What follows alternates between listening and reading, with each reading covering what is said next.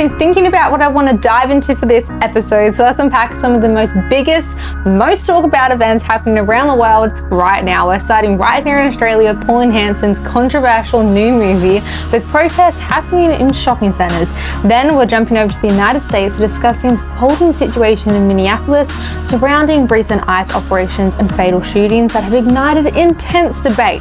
Then we'll swing back to Australia to talk about the flag burnings that have been making headlines here.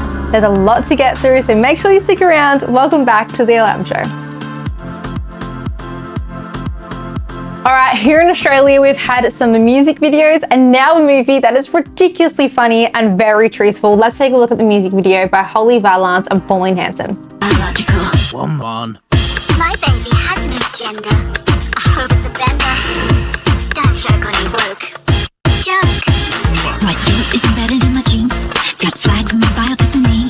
Shapes flown from the river to the sea. No job but a big LGBT. Q plus, you bigot. Cause I'm a real diabolical lefty. A real diabolical lefty. Ideology, feeding hate in you. I'll intimidate, I'll indoctrinate. All right, well, that was just a clip of the video, but go watch it in full because it's honestly hilarious. But as for the super aggressive movie, apparently not everyone agrees. The nationwide premiere received some backlash in Melbourne and Hobart. Screenings were initially cancelled at short notice. In Melbourne, though, the Village Cinema Crown reportedly reversed its decision after public outcry from Hanson's office, allowing 2 sold-out sessions to go ahead. On January 29th, 2026, in Canberra, Parliament House, a planned trailer premiere in late 2025 was blocked by officials who argued the content was likely to cause offence to parts of the community. Meanwhile, Sydney and Brisbane went ahead without major incident, and Hanson claiming both received standing ovations and were fully booked. Sydney, yes, that is great, but let's zoom in on the chaos outside Village Cinema Crown. Protesters gathered in the shopping centre shouting things like "Pauline Hanson not welcome here" and "Nazi scum off our street," and reportedly an alleged stink bomb was even set off inside the cinema. Let's take a closer look at this. Ridiculous.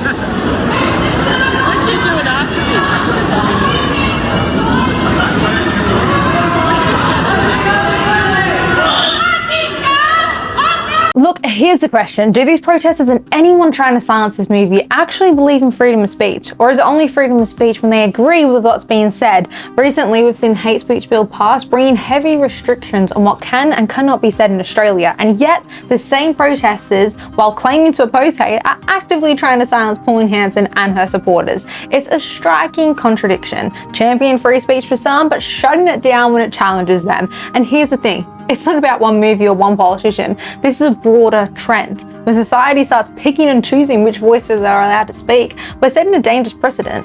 If freedom of speech only applies when everyone agrees with you, it's not freedom at all. It's censorship dressed up as morality.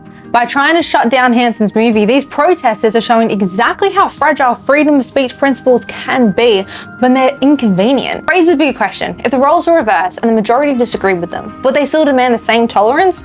Now in the United States, ICE operations have caused protests and outrage, especially among celebrities, because they know what the realities are. Take a look at Natalie Portman's stance. It's really been, it's such a horrible day. It's been a horrible week. And it's very joyful to be at a film festival and in a creative community celebrating film together. But what is happening in our country is just obscene, and what Trump and Kristi Noem and ICE are doing to our citizens is, and to undocumented people, is outrageous and needs to end. I'm very moved by all of the people coming out and supporting each other in community and showing the best of America, really being like incredible neighbors and citizens. But it's just too much. It needs to end. You're an actress, and I can't believe this crying act. Why on earth are you proud of agitators? Portman, you're defending illegal immigrants, you're defending criminals, people who are breaking the law and are actively harming American citizens. How is that something to advocate for? The real story here is the one that should be dominating headlines, is that celebrities are defending criminals and even supporting attacks on law enforcement. That's lunacy. Oh, and Billie Eilish spoke out as well, because of course, speaking out when you have 24/7 security, gated homes, and a constant applause from other celebrities for your bravery, it's just so difficult, isn't it? Her brave stance, take a look. We're seeing our neighbors who are being kidnapped, peaceful protesters being assaulted and murdered, our civil rights laid strict, resources to fight the climate crisis has been cut, fossil fuels and animal agriculture destroying our planet and people's health, access to food and healthcare becoming a privilege for the wealthy instead of a basic human right for all Americans. So brave. I feel so moved. What are you in this sprouting on about? The illegal immigrants in America actually had the option to receive $2,600 and a free flight to self-deport immediately, with a warning if they waited to be arrested, they'll be banned from the US for life. So what kind of kidnapping is this? Billy, you're not helping the American people at all. You're just playing politics and virtue signaling. And guys, let's not forget this. I just wanted to say that I'm so sorry. How many people are getting attacked? Children. I don't understand. I'm so sorry. I wish I could do something, but I can't. I don't know what to do. I'll try everything. They're illegals. Oh, Don, you're a little controversial. You're talking about illegal immigration. I said it's illegal. And who does this? I'm just so upset and crying that just grab my phone and start recording. Who does that? Those are just a few celebs speaking out, but something else I find interesting is how the media spins the situation so much that the antagonist somehow becomes a hero. Let's take a look. Alex was an ICU nurse at the Minneapolis VA hospital, a nurse for veterans. He was a son, a brother, a friend, a caretaker. And he was killed while he was trying to help a woman who had been pushed to the ground by a federal agent. 17 days earlier, ICE agents shot and killed Renee Good, a 37-year-old American citizen and mom, dropping off her kid at school. She had stuffed animals in her glove compartment. Agents detained Liam, a 5-year-old boy who was literally ripped off the streets by the strap of his Spider-Man backpack, a preschooler. Wow, everyone's completely innocent. Renee Good was just going about her day. That wasn't the case. Renee Good is a known agitator and rammed a federal officer with her car. That is what happens. And no one should ever die. However, we must look at the realities of what happens. And as for the child, what kind of father leaves their child to flee by being arrested? Because that's what happened. But let's take a look at what JD Vance's statement was.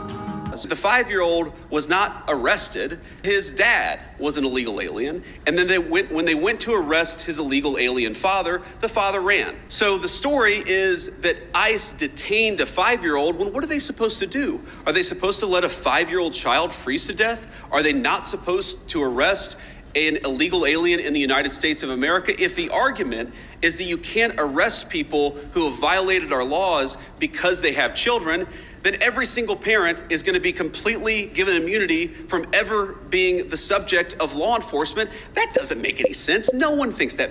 Katy Perry captioning her post on Instagram with "turn anger into action," calling on people to call their local senators. These celebrities are just completely out of touch. They're all supporting illegal immigrants and criminals living inside the US. But when American citizens are murdered by illegal immigrants, they ignore it, completely ignore it. What really matters to them is likes, comments, shares. That is it. That's the hill they're willing to die on social media clout over real people's lives. And make no mistake, these celebrities are the ones hurting the American people. They're urging people to be violent. They're agitating law enforcement, and they're literally inciting this violence. Yet they act like it's all just fun and games while Americans pay the price. Moving back onto Australia, we have had the disgraceful flag burning during the so-called Invasion Day protests. And it's hard not to feel upset. These people are actively trying to drag down Australia to protect the very foundations of our civilization. Do those committing this act actually appreciate the freedoms our people fought for under this flag? Do they respect the society and values that make this country what it is? Or do they want to turn back the clock to the 1700s? The fact is that it was the English who built this nation. And here's the reality. If you're walking down the street carrying an Australian flag, you risk being heckled, shouted at, or even assaulted, especially on Australia Day. It's truly disgusting. Genuinely, people should be grateful that the Brits came. And if burning our flag is the height of their protest, then they're showing the utmost disrespect for our families who fought for our freedom and died defending that flag. And I am proud to be Australian and to be English. I am proud that my ancestors built this great nation, and that should not be a controversial statement. But here we are. And it is. Here's the reality. A lot of these celebrities are completely out of touch with what's actually happening in the world. They defend criminals, glorify chaos, and agitate law enforcement, all while ignoring the real consequences that ordinary people face every single day. They cry on camera, post heartfelt captions, and act like they're standing up for justice. What they're really after is likes, shares, and clout. So ask yourself this. Do you want to be entertained by virtue signaling, outrage-driven celebrities? Or do you want to actually see the truth, accountability, and values that built these nations?